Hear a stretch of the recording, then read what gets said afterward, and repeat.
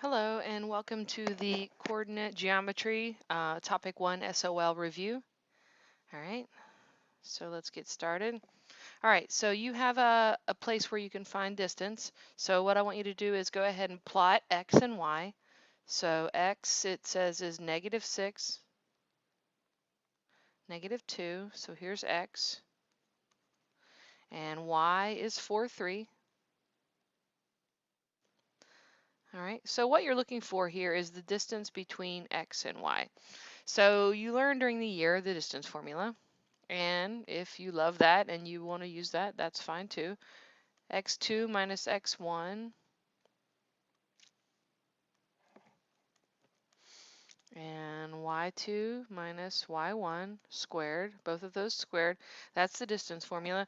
But what we want to do is we want to try to be as savvy as possible. So something else that we learned that is a little bit easier to remember because it doesn't have as much going on is the Pythagorean theorem. So you probably already even know that by heart as much as you used it. So c squared equals a squared plus b squared. In order to use that, we need a right triangle.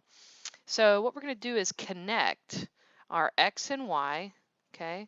So x to y, and then we're going to draw a right triangle as well. So I'm going to go down until I'm across from x, and then I'm going to go like this. So what I've done here is I've made a right triangle. Right? And right here is where my right angle is, and I know that across from the right angle is always C, and the other two sides are A and B. It doesn't matter which one's A and which one's B. And now I can actually just count the blocks. So these are vertical and horizontal, which means I can count the blocks. I can't do that when I have a diagonal. Okay, so if I count down here from Y down to the right angle, 1, 2, 3, 4, 5, I get 5. That's going to be A or B, whichever one you want. And counting from X to the right angle, 1, 2, 3, 4, 5, 6, 7, 8, 9, 10. Okay, so that's going to be 10. So I have C squared equals A squared plus B squared. Again, one of them is A, one of them is B. Square them in the calculator. And then I get C squared equals 125. So I'm going to get C by itself, which means I need to take the square root of both sides. So I get 125. And we learned how to simplify. We can also just type it into the calculator. So when I type it into this calculator, then I just go 125, but you have a better calculator, and square root. So 11.18 or 11.2, 11.2, or if I simplify this, which you can do if you want, you're going to get 5 root 5. So either one of those works. All right, so that's how I'm going to be finding distance because I will probably have graph paper.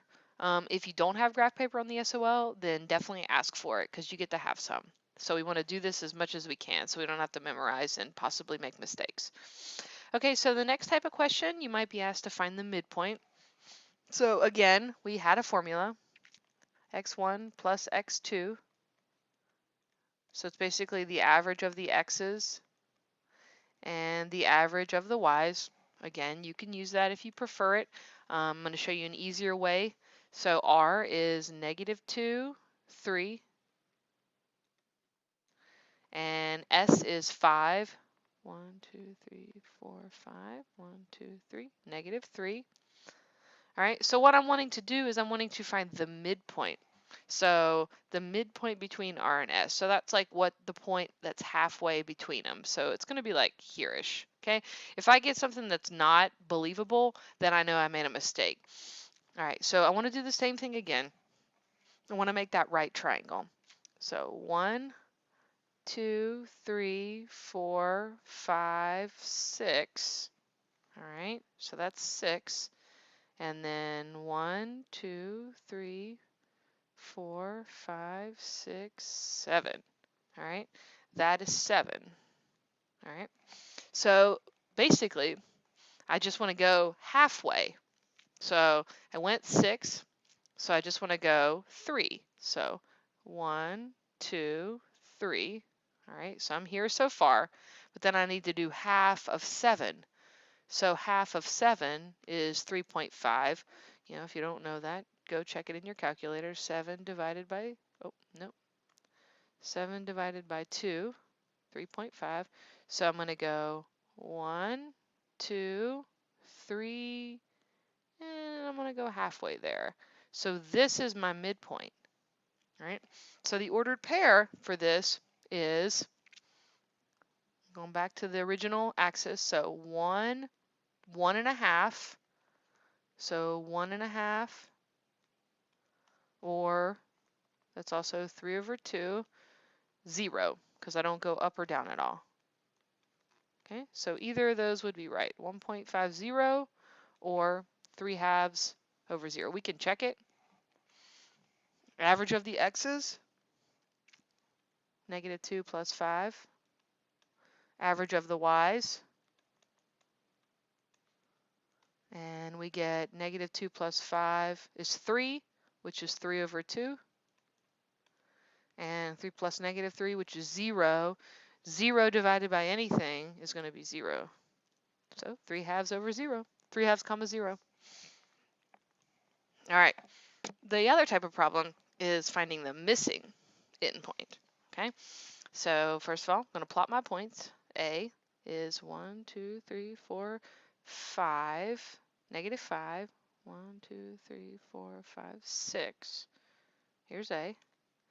And M, the midpoint, is 0, -2. Find the other point. So let's say the other point is B. I'm looking for that. So it's going to be A to the middle, and then B should be somewhere out here. Let's figure out exactly where. Okay, so I'm going to travel in like a right triangle again to M, just like I've been doing. 1, 2, 3, 4, 5. And then 1, 2, 3, 4. Okay, so to get from A to the middle, I went right 5, up 4. So to get to the other side, I'm just going to do that again, that exact same thing. Right 5, up 4. And there's B. And what's its ordered pair? 1, 2, 3, 4, 5. Wait, 1, 2, 3, 4, 5, 1, 2. 5, 2. Okay, and you can check it by using A and B as your endpoints and seeing if that's the right midpoint. Okay, so applying parallel and perpendicular slopes. All right, this is the way you learned in class. Find your starting or original slope. So maybe you need to use the slope formula, y2 minus y1 over x2 minus x1. Maybe you've been given a graph, so you're going to do your rise over run. You'll just be traveling from one point to the other.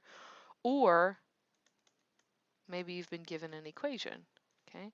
And y equals mx plus b, the m is your slope. Okay, then you're going to apply the slope. If it's parallel, we know that we're talking about the same slope.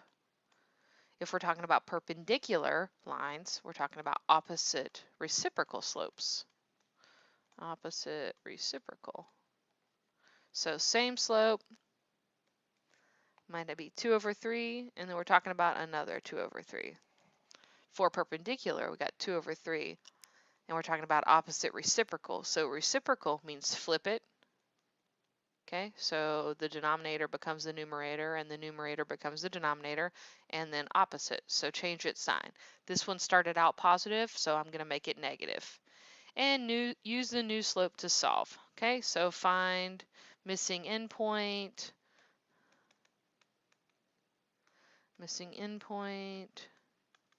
or missing coordinate. Let's say that instead, sorry. So missing coordinate,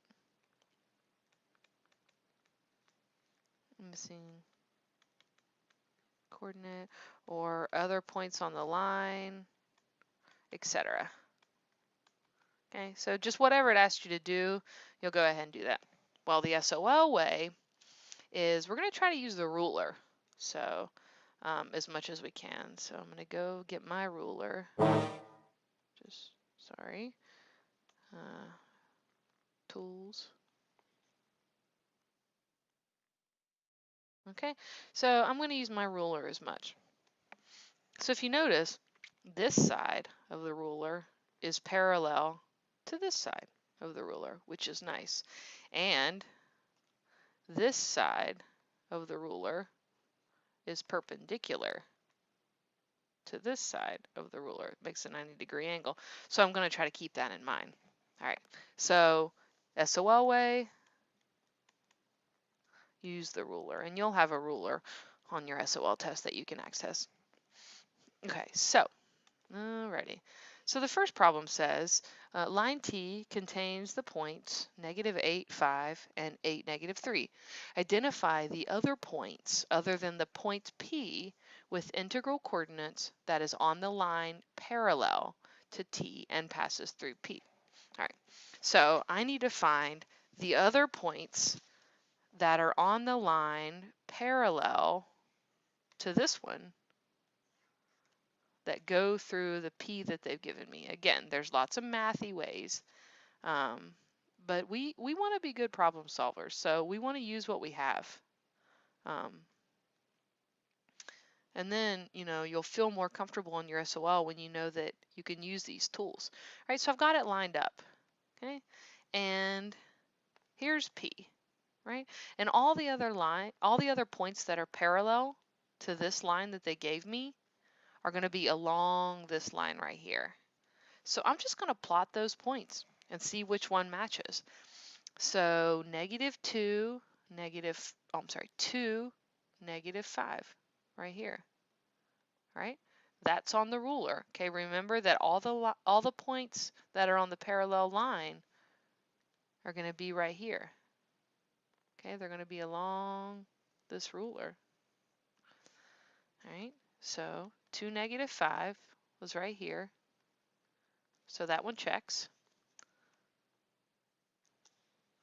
It doesn't want to let me make a nice dot there. It's a little blip of a dot.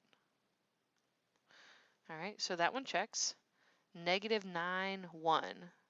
-9, 1.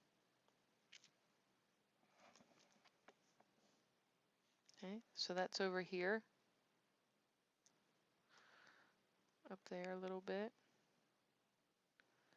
And -6, -1.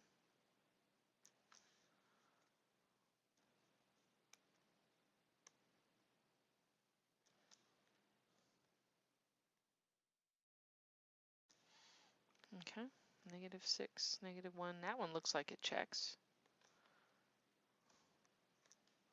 -2, -4. So -2, -4. No. 0, -4. Yep. And -4, -2. Yep. Okay, so you can see the ones that were right on this line. This one was not. Right on this blue line that I'm drawing now. Okay, those are all the ones that are on the line parallel. Okay, another type of problem. So it says the slope of the line is -2. All right, -2. And I always make slopes into fractions right away. Now it says, got these 2 points. Find the value of n so that AB is perpendicular to line P. So the slope of line P was -2. This was line P. And we want to find the value of n so that AB is perpendicular to P.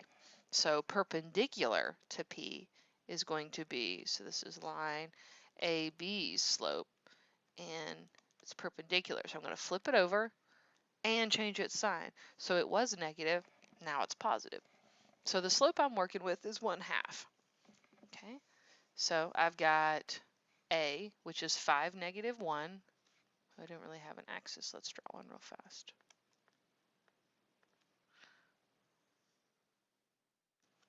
Okay, and this is good practice too, because you might need to, if you're just getting random graph paper during the SOL, you'll probably have to draw an axis too. Okay, so 5, -1. 1, 2, oh no, 5. 1, 2, 3, 4, 5, -1. That's A. And then I want to find the value of n. So my slope is 1/2. So I can just do rise over run, 1/2, up 1 over 2, or down 1, left 2, down 1, left 2, because I can actually make them both negative. Okay, because that, if I were to divide it, it would actually still be positive. Down 1, left 2. All right, so B is 1n. So where is the coordinate, where is the point on this line that begins with 1, the ordered pair that starts with 1? So that would be over 1. Then I go down and find the point that's there, right here. So it's 1, 1, 2, 3, 1, -3. Okay, so I have 1, -3. That means that n is -3 because n is the y coordinate. All right, so let's say I just wanted to kind of use my ruler instead. So the slope of line P is, okay, so we have this 1 point, 5, -1. Well, actually, I feel like we can't really use it. We kind of just need to travel. So in this case, while I wanted to use my ruler, it's actually easier and better to just do the rise over run. So there's two ways.